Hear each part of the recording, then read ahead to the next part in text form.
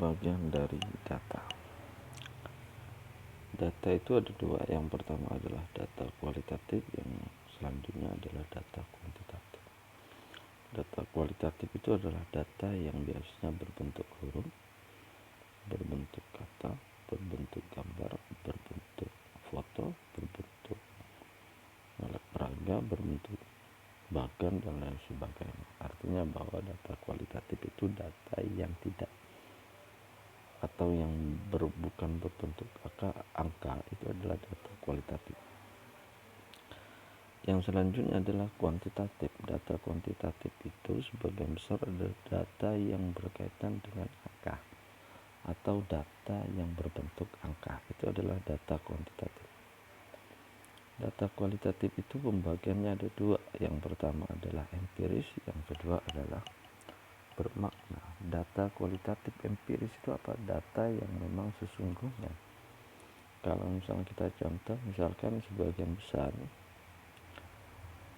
dosen dan staf YIN Pontianak jika hari Senin dan sampai Selasa berbaju putih, yang memang berbaju putih, itu yang dimaksud dengan data kualitatif empiris, apa adanya, tidak ditafsirkan lagi. Artinya memang seadanya begitu, memang sudah peraturannya begitu. Tetapi kalau misalnya data kualitatif yang bermakna, misalkan ketika saya memakai baju merah pada hari Rabu, orang lain menafsirkan yang aneh-aneh, entahkah itu disebut sebagai baju partai politik ataupun baju orang misalkan ingin ibadah ataupun lagi perayaan-perayaan tertentu. Itu yang dimaksud dengan data bermakna. Sekali lagi, data kualitatif empiris adalah data yang digambarkan apa adanya. Sedangkan data kualitatif yang bermakna adalah data yang ditafsirkan di luar apa adanya. Itu yang dimaksud dengan data bermakna. Data kuantitatif itu ada dua. Yang pertama adalah deskrip atau nominal, sedangkan yang kedua adalah data kontinum atau kontinu. Yang biasanya data kontinum ini biasanya ordinal, interval, ataupun rasio.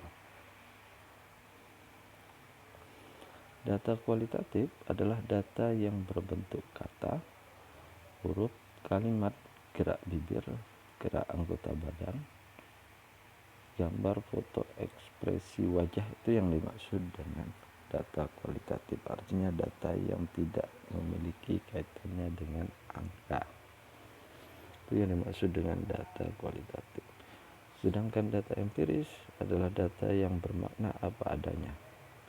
Seperti dosen hari Senin sampai Selasa pakai baju putih, Rabu Kamis pakai batik. Data yang dilaporkan apa adanya tanpa dimaknai.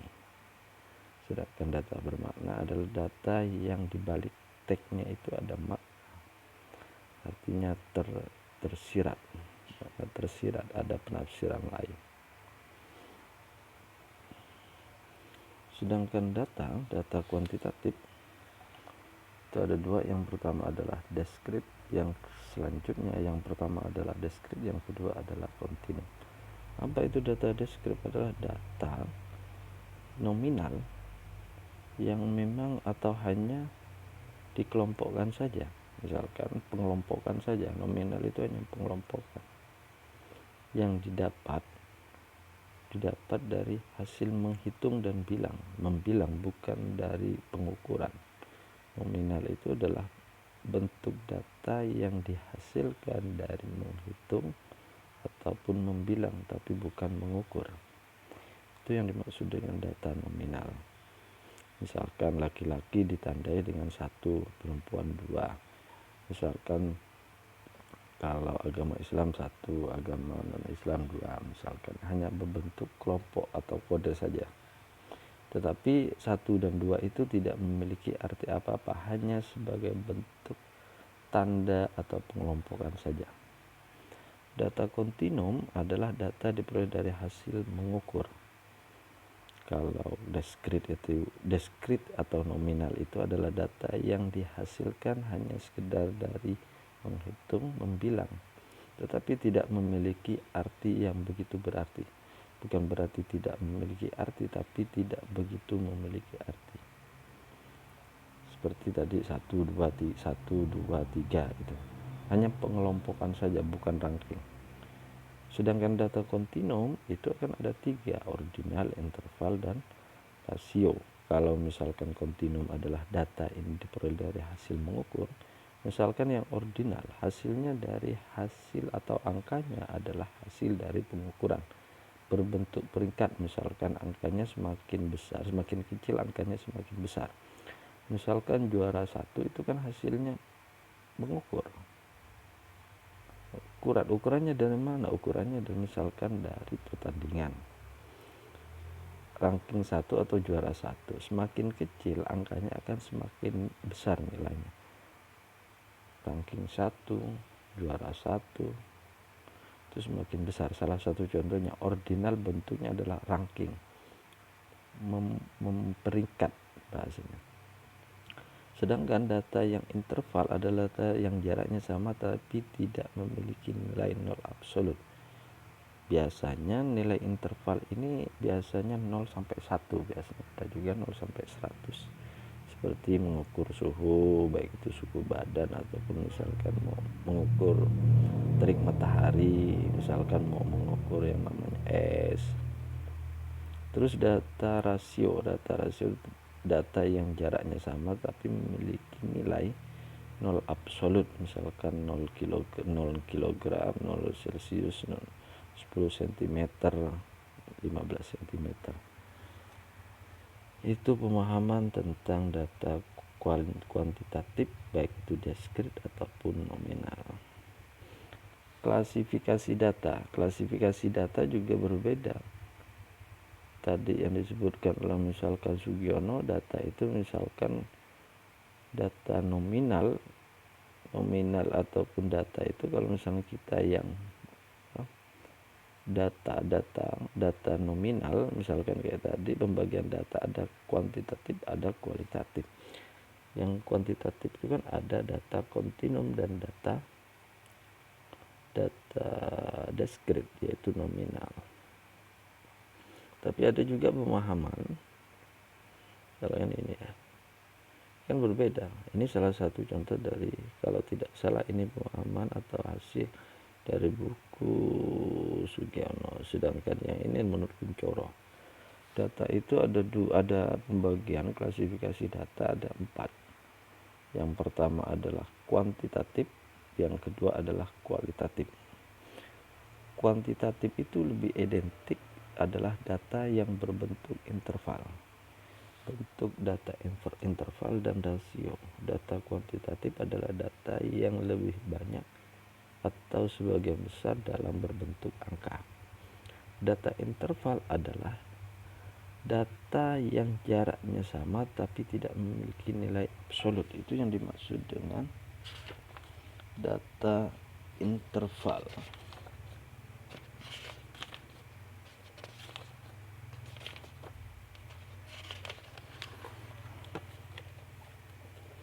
Data interval itu yang dimaksud dengan data interval.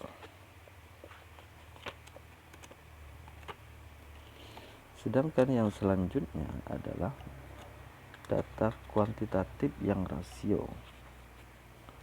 Kalau rasio ini adalah data yang diukur dengan suatu proporsi. Jadi data interval itu adalah data yang diukur dengan jarak di antara 2 titik pada skala yang sudah diketahui. Sebagai contoh, suhu udara misalkan derajat Celcius bisa 0 sampai 100 derajat Celcius misalkan. Nilai mahasiswa misalkan dari A atau dari E atau dari F sampai A, itu adalah nilai yang sudah diukur jaraknya. Data rasio yaitu data yang diukur dengan suatu proporsi. Misalkan suatu contoh, misalkan pengukuran di Provinsi Kalimantan Barat, nilai inflasi pada tahun 2022 atau pertumbuhan ekonomi pada tahun 2022, itu data rasio, itu data yang diukur dengan suatu proporsi, itu disebut dengan data kualitatif yang berbentuk interval dan rasio. Sedangkan data nominal, data kualitatif yang berbentuk nominal adalah data yang hanya dikelompokkan saja atau dikategorikan. Tapi pemahaman yang pertama bahwa data nominal ini hanya dikelompokkan, tetapi kelompoknya, pengkategoriannya itu tidak memiliki arti apa-apa. Misalkan industri rumah tangga dikasih 1 dalam konteks misalkan data yang ada di BPS.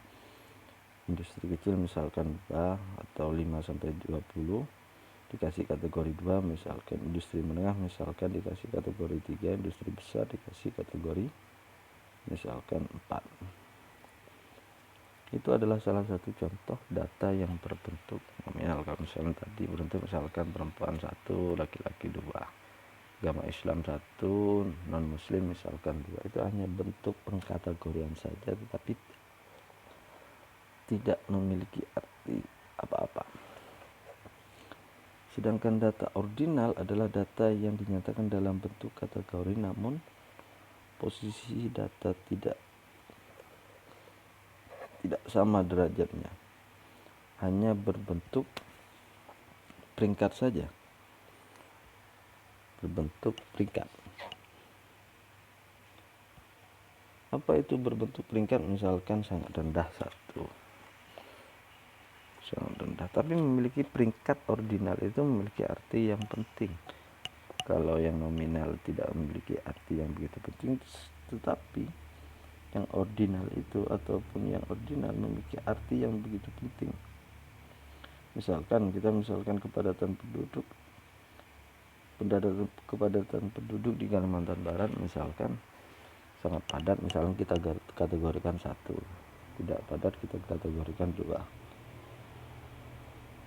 sangat padat ataupun sedang kita kategorikan 3 dan sebagainya. Itu yang dimaksud dengan data ordinal. Data yang selanjutnya, klasifikasi data secara dimensi waktu. Ada data runtun waktu, time series, silang waktu. Ada juga data panel. Kalau misalkan data runtun waktu itu biasanya adalah data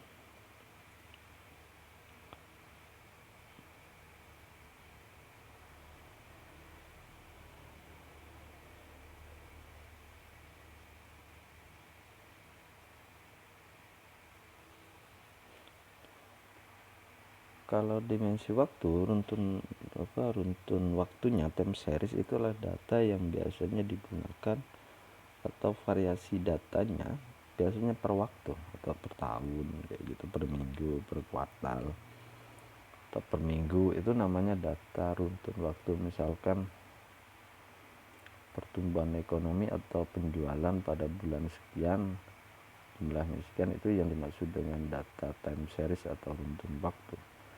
Kita kategorikan misalkan untuk per hari, kita data per hari penjualan dari sebuah perusahaan misalkan sekian, itu namanya runtun waktu. Per hari, per bulan, atau per hari, per minggu. Kalau kita catat per hari, per minggu, per bulan, per tahun, itu namanya data runtun waktu atau time series salah satunya. Sedangkan data silang waktu adalah data yang biasanya dikumpulkan pada suatu titik waktu tertentu.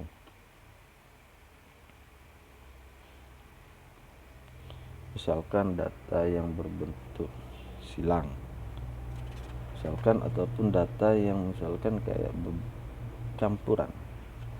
Silang waktu artinya campuran dari beberapa kategori, misalkan kayak tadi yang disebutkan misalkan data penjualan pada bulan sekian itu perusahaan A, B, dan C misalkan.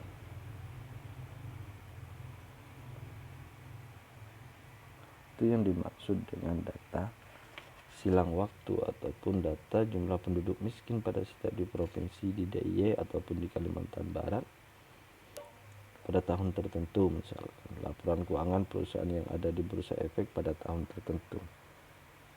ataupun data sensus yang diterbitkan setiap 10 tahun sekali. Sebagai contoh, sensus penduduk untuk setiap kabupaten kota di Kalimantan Barat misalkan, itu adalah salah satu contoh silang waktu.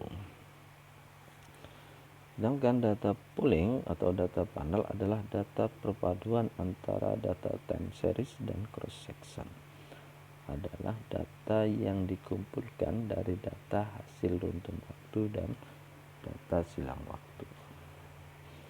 Yang selanjutnya adalah sumber data. Jadi klasifikasi data itu ada 4. Pertama adalah kualitatif, kuantitatif, yang kedua adalah kualitatif, yang ketiga adalah dimensi waktu, yang keempat adalah dari sumbernya. Jadi data itu ada 4 kategori kalau kita lihat dari sumbernya. Yang pertama adalah data internal. Data internal adalah data yang didapat dari perusahaan itu sendiri. Itu dimaksud dengan data internal, atau data yang memang kita dapat dari perusahaan itu sendiri, itu dimaksud dengan data internal. Kalau data eksternal adalah data yang kita dapat bukan dari perusahaan itu sendiri, itu namanya data eksternal.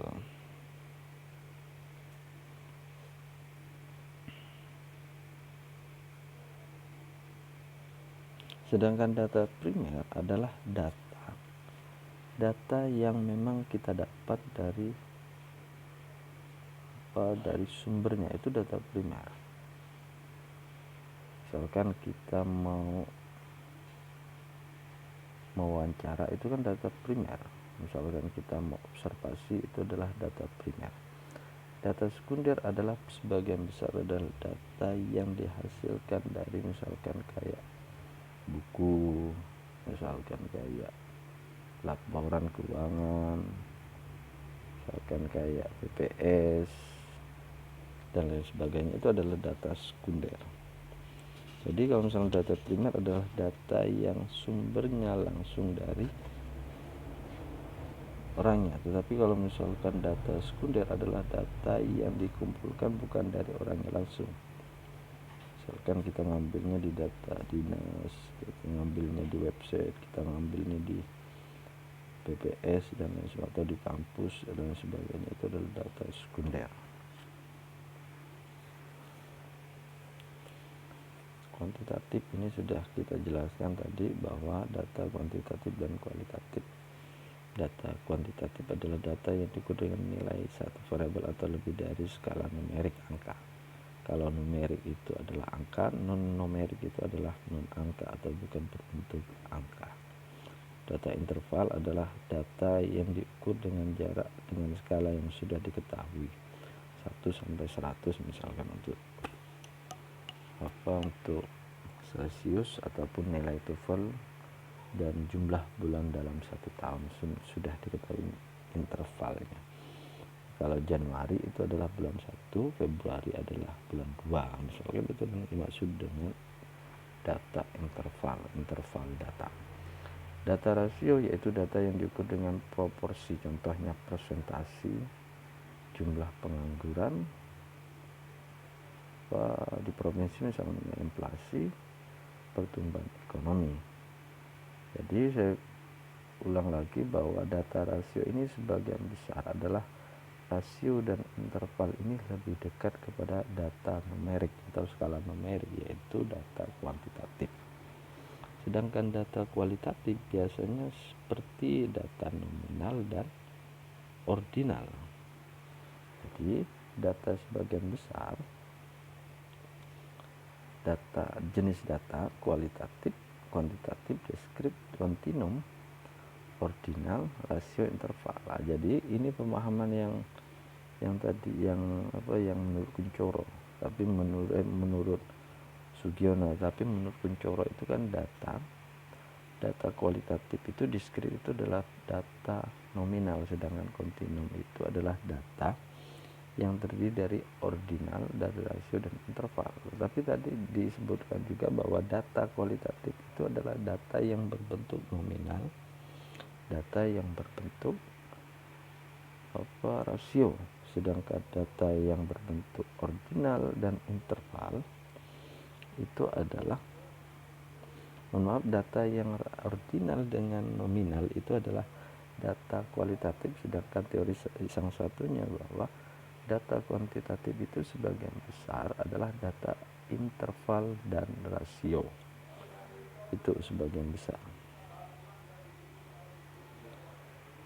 Jenis data dibedakan menjadi dua, yaitu data kualitatif dan data kuantitatif. Data kuantitatif itu, ini yang pertama ini data kualitatif ya, bukan kuantitatif, yaitu data yang bukan berbentuk angka non numerik. Misalkan jenis kelamin, warna, agama, apalagi anggota badan, misalkan nama-nama itu, misalkan kayak buku, huruf, judul, gambar, foto, itu adalah data kualitatif. Sedangkan data kuantitatif yaitu data yang berupa angka numerik, misal jumlah penjualan TV, pertumbuhan ekonomi, inflasi 1, 2, 3 dan sebagainya. Intinya bahwa data kualitatif adalah data yang tidak berbentuk angka, sedangkan data kuantitatif adalah data yang berbentuk angka. Kalau misalkan penelitian kualitatif ya apa, misal menarasikan, sebagai misal menarasikan tapi tidak. Kalau penelitian kualitatif biasanya menarasikan atau memperpadukan antara dua narasi. Kalau kuantitatif adalah data yang pengolahannya atau hasil penelitiannya dari angka. Data kuantitatif dibagi menjadi dua, yaitu diskrit dan data kontinum. Data diskrit adalah data komunikatif yang merupakan hasil perhitungan dan nilainya berupa bilangan bulat, misalnya mobil, 0, 1, 2 dan seterusnya. Hanya bentuk pengelompokan saja. Hasilnya dari menghitung dan membilang, tapi bukan mengukur diskrit nominal. Data kontinu adalah data kuantitatif yang merupakan hasil pengukuran. Kalau kontinu adalah data kuantitatif yang merupakan hasil pengukuran dengan nilainya bisa berupa pecahan atau bulat, misalnya berat badan, pertumbuhan ekonomi, inflasi dan lain sebagainya. Itu yang dimaksud dengan data diskrit ataupun data kontinum atau kontinu. Intinya bahwa data itu ada 4. Pertama adalah nominal, yang kedua adalah ordinal, yang ketiga adalah rasio, yang keempat adalah interval. Data diskrit itu adalah data nominal, sedangkan kontinum itu ada 3. Pertama adalah data rasio, data interval, dan ordinal. Tapi ada juga pemahaman atau tadi yang saya sebutkan bahwa data kontinum, data kualitatif itu dibagi menjadi, yang pertama adalah data nominal, yang kedua adalah data ordinal. Tetapi data kontinum itu adalah data rasio dan data interval dan data ordinal. Sedangkan data diskrit itu adalah data rasio dengan data nominal. Itu yang dimaksud dengan data kualitatif dan kuantitatif ini. Jadi rasio dan interval itu adalah data kuantitatif, sedangkan nominal dan ordinal itu adalah data kualitatif.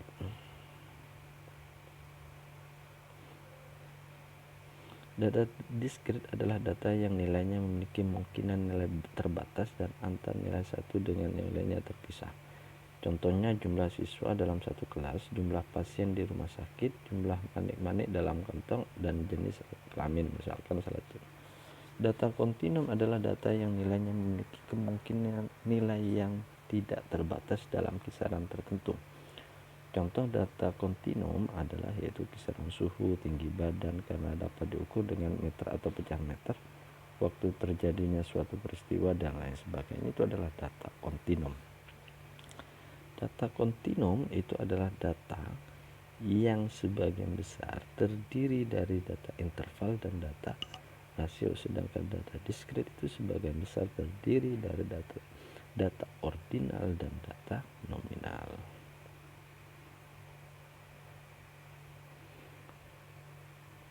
Sumber data.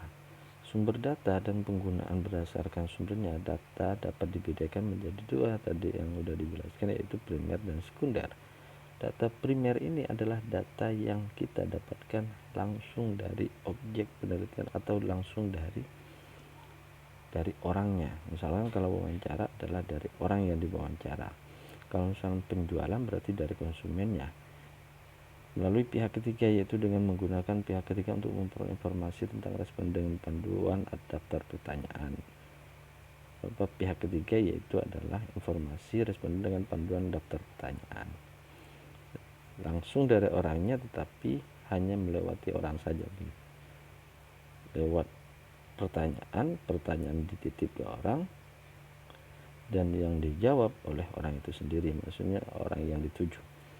Mengikuti daftar pertanyaan melalui pos, misalkan email dan respon data, walaupun pakai email, pakai pos, dan pakai misalkan pakai email, pakai pos ataupun pakai program-program yang tetapi orangnya langsung yang isi, berarti itu adalah data primer.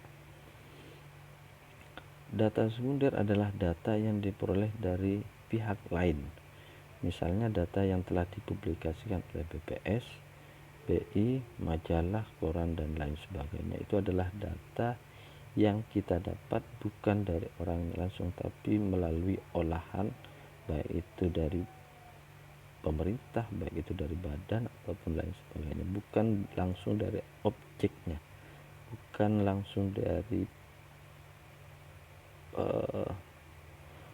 langsung dari orang yang datanya langsung, maksudnya bukan dari orangnya tapi melalui orang lain. Pengumpulan data merupakan tahap awal kegiatan statistika.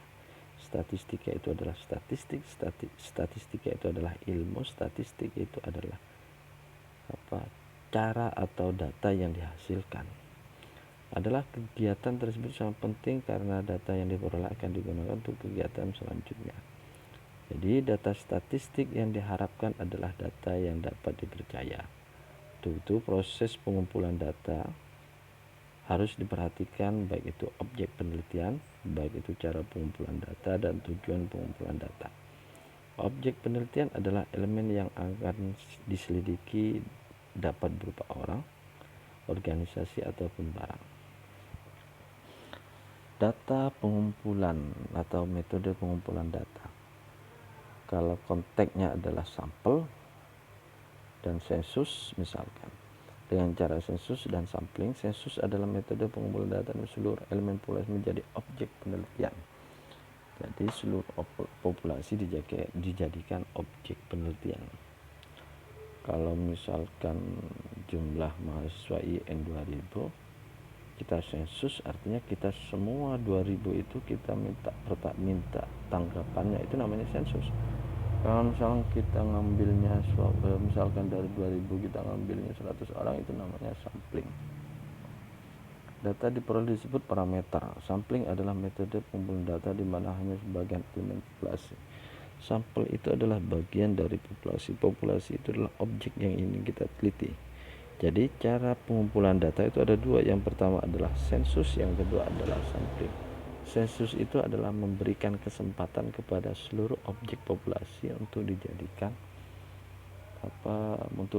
responden. Dengan sampling adalah mengambil bagian dari populasi untuk dijadikan objek penelitian. Itu yang dimaksud dengan metode pengumpulan data. Sedangkan data yang diperoleh disebut statistik. Pengambilan sampel dapat dilakukan dengan cara yang pertama adalah acak dan yang kedua bukan acak, atau random ataupun tidak random, non random, bukan acak ataupun bukan acak. Itu adalah pengambilan sampel. Jadi pengambilan sampel itu ada dua, yang pertama adalah random, yang kedua adalah non random. Sampling random atau sampling non probability random, biasanya begitu. Cara acak adalah pemilihan sejumlah elemen dari populasi yang dilakukan sedemikian rupa sehingga setiap elemen mempunyai kesempatan yang sama untuk terpilih. Artinya kalau misalnya kita menyebarkan kuesioner menggunakan yang namanya Google Form, kita sebar ke kawan-kawan atau misalkan ke masyarakat luas, kita memberikan kesempatan yang sama kepada seseorang untuk mengisi. Itu namanya adalah sistem acak. Itu adalah sistem tidak acak, memberikan kesempatan yang sama. Sistem tidak acak.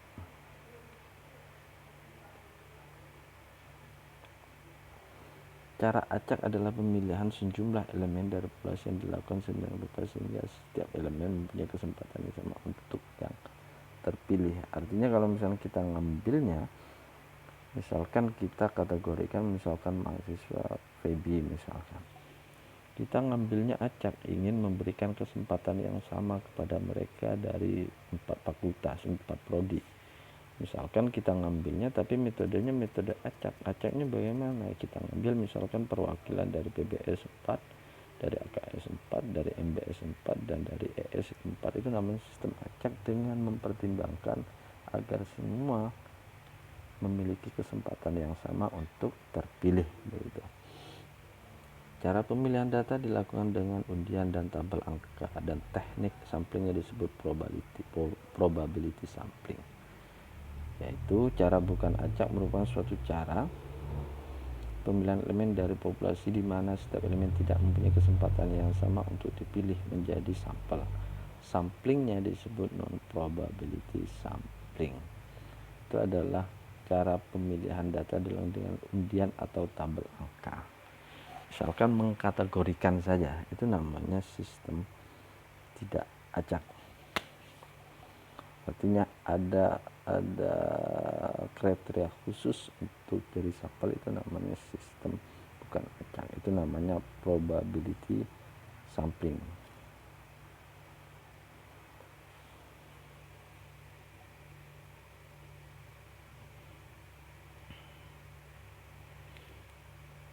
Non probability sampling. Cara bukan acak merupakan, kalau cara acak itu adalah namanya adalah probability sampling, itu memberi kesempatan kepada probabilitas, itu kan kesempatan, kemungkinan, memberi kemungkinan kepada sampel semua. Sedangkan cara bukan acak itu adalah non probability sampling, atau tidak memberikan kesempatan kepada seluruhnya, tapi memberikan kesempatan kepada kriteria tertentu. Itu namanya sistem bukan acak.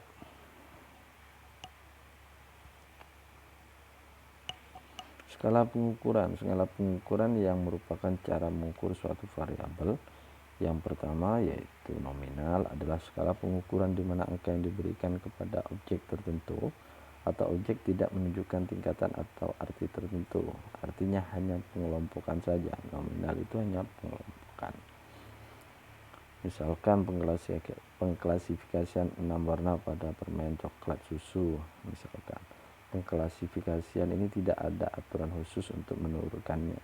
Kita dapat menyajikan warna kuning pada urutan pertama dan lain sebagainya. Artinya bahwa skala data yang skala nominal adalah data yang dikelompokkan saja, tapi pengelompokannya itu hanya sebagai bentuk pengenalan saja, bukan sebagai bentuk bahwa misalkan dikelompokkan ranking 1, ranking 2, bukan itu.